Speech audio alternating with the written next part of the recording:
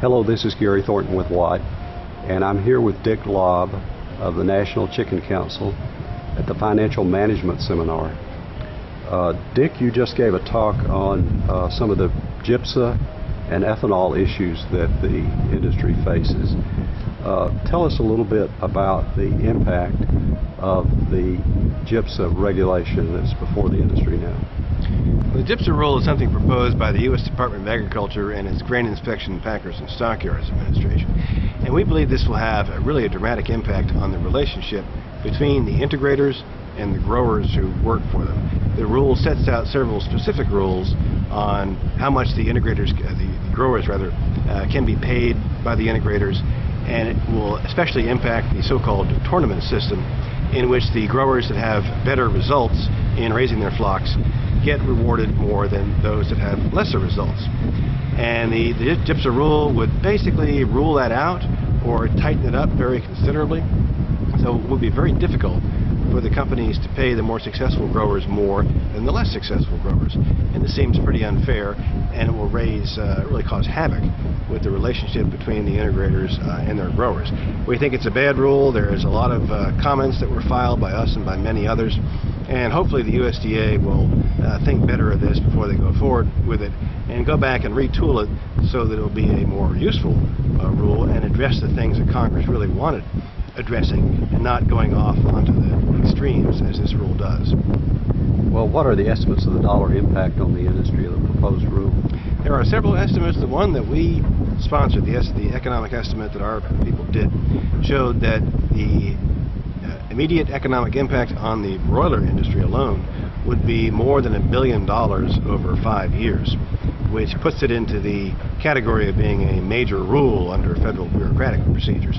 There are other estimates for the impact on the livestock industry, because this does impact hogs and cattle as well as chickens and turkey, and those are also in the billion-plus range. So it's a very big, very impactful rule that will cost the companies a great deal of money, and of course that'll be passed on to the consumers sooner or later. Well, what's happening next? Well, I understand there's some support in Congress for the industry's position against the rule. Yes, many of the members of Congress have looked at this carefully and are very concerned about the impact on the industry and upon the growers in their particular states and districts. So they are willing to work with us to try to slow this thing down. And in fact, the House of Representatives has already voted to withhold any taxpayer funds for the finalization of the rule. It is still in its proposed stage, and USDA has to proceed to a final rule and publish that in the Federal Register once USDA has completed its economic impact analysis of its own, which it has not done as of yet. But the House has voted to cut off taxpayer funding to finish the development of the rule, and we very much hope that the Senate will follow suit. Well, another issue that you discussed is the ethanol and the impact on grain prices in the U.S. What impact is that having, and what's going on there? Well, currently under the federal ethanol program, the motor fuel industry is required to put 12.6 billion gallons of ethanol into motor fuel this year in 2011, and that will require almost 40% of the corn harvest, because the overwhelming majority of this ethanol is made from corn. So about 40% of the harvest is going to go into ethanol instead of being used by the traditional users such as poultry and livestock producers. So this has driven up the cost of corn tremendously.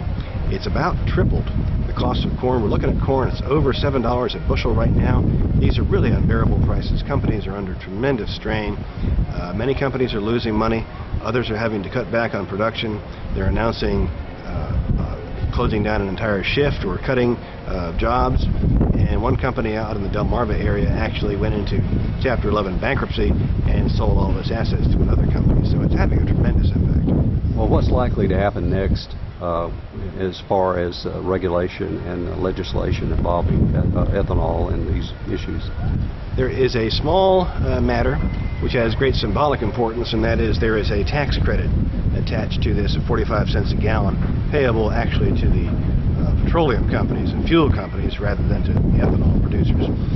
But that's been in effect and is supposed to zero out at the end of this calendar year. The ethanol industry has been trying to get that changed to a phase-out with some additional subsidies for the ethanol industry specifically. The Senate recently voted 73 to 27, which is just an overwhelming vote, to abolish this tax credit as of July 1, just get rid of it, which would save the government $3 billion for the balance of the year. And I'm not sure it's really going to happen or go anywhere, but the tremendous vote in favor shows that Congress is really rebelling against the cost of the ethanol program, and it shows that we have a very good chance of stopping the phase-out and just ending the tax credit at the end of the year. And that will definitely have some small impact.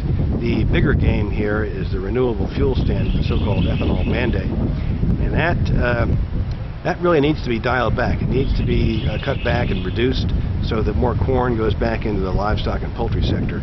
And we hope that Congress will understand that and take action, but that would be a whole new matter. Well, thank you for your time, Dick. Thank you.